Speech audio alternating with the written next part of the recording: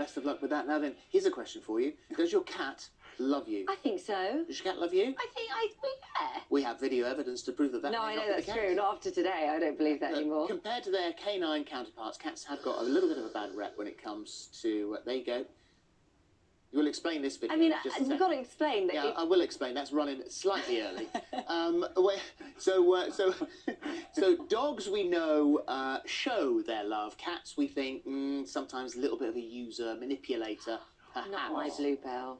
Not my bluebell. Well, we're going to talk to the Dr. Scott in just a moment. But first of all, cat expert Karen Heasan is here to prove that cats really do care, and she joins us now. Karen, it's great to have you here. So just explain what this experiment is, because it's got us all gripped here this morning.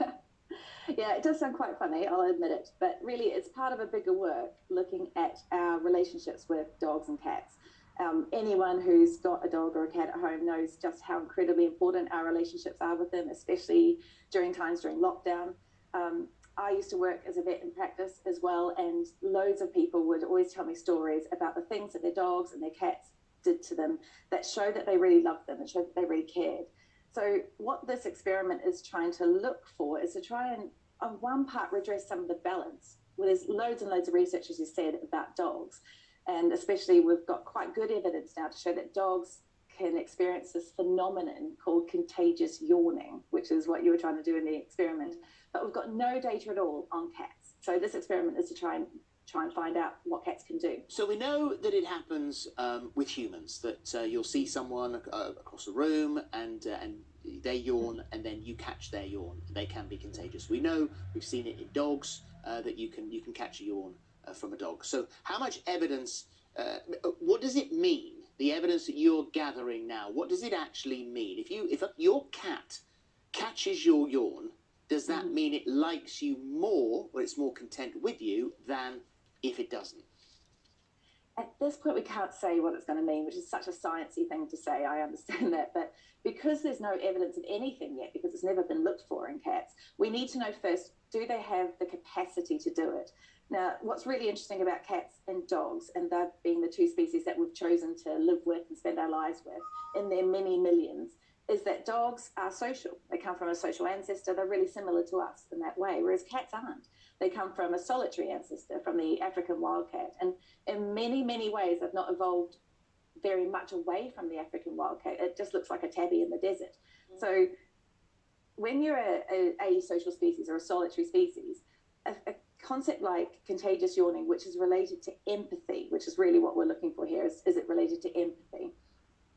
That's something that's socially evolved. That's something that's evolved over time in social groups to help us get along. It really helps if you know what's going on in someone else's head or someone else's feeling. It helps you predict what they're going to do. Helps us all survive. So with it, sorry. So I'm just going to jump in there, but to say, let's now look at the evidence that we've gathered, because we were talking about this in the introduction. So let's have a look at that video again of Holly, and this is there you go. Yeah. I mean, she literally flicks. Look at the paw. She just like gives me a little flick away. Look, not bothered. Yeah. And Dr. Scott tried it. Yeah, how did it get on? Let's have a look at yours. Yeah, there you go much better. Big old yawns here. No, cat not having any of it. So then, they're all fails, but we have had some success. Casey and her cat Rosie. This is Casey and Rosie.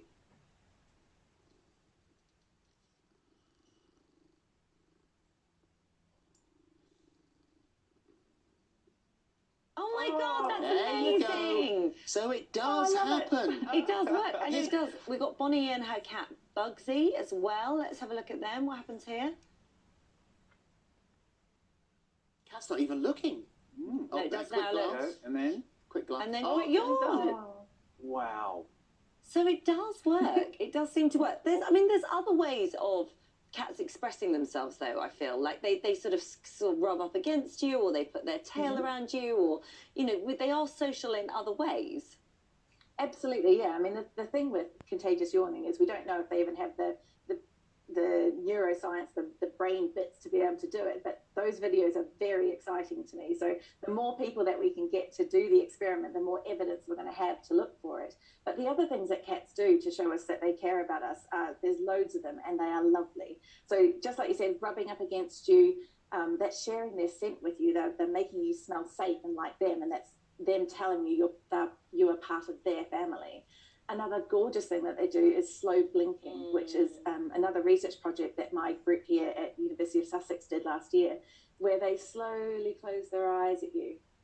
And if you do that to a cat, you're signaling to it that you're safe and that you're caring. And if they do it back to you, it's brilliant. It's one of the nicest feelings ever. So I'm sure there's a proper behaviour term for it, but I just like to call it love eyes. Really. Love eyes. Love eyes. Go with love eyes. You say, Scott, though, that appreciate that your cat isn't a dog.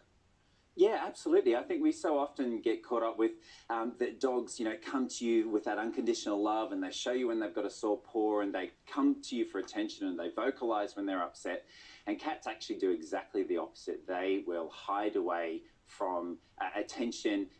They will keep to themselves when they're in pain, and their stress manifests in very, very different ways. And so we do always need to remember that, yes, we do have dogs and cats and we keep them in the same houses, but they have really different special needs. And you can make your cat feel loved by doing certain things, like what? Well, I think it's just about respecting and understanding what they do and they don't need. Actually, what's been interesting about the lockdown is that we've been saying, oh, look, dogs are struggling with issues regarding with issues regarding the fact that they are concerned about us leaving the house. But cats, on the other hand, have actually developed urinary cystitis, so actually stress cystitis as a result of us being around. And quite frankly, I think dogs are going, please don't leave, and cats are going, bye-bye. They're sort of... You say give them their space, give them somewhere high to go. Yes, so give them lots of height, somewhere that they can escape and move away from the crowds. If you have a special place that they can go in the house, that's really important, somewhere that's just their special safe zone. Use scent stimulation. We mentioned before about how they like to mark territory, so you can use pheromone diffusers, and also leaving your scent around the house so they can sleep on. We've got loads of your cat yawning or not yawning, so much, which we will pass all of these on to Karen, so that she can put those into her research as well. Thank you very much indeed. Thank you. Thanks.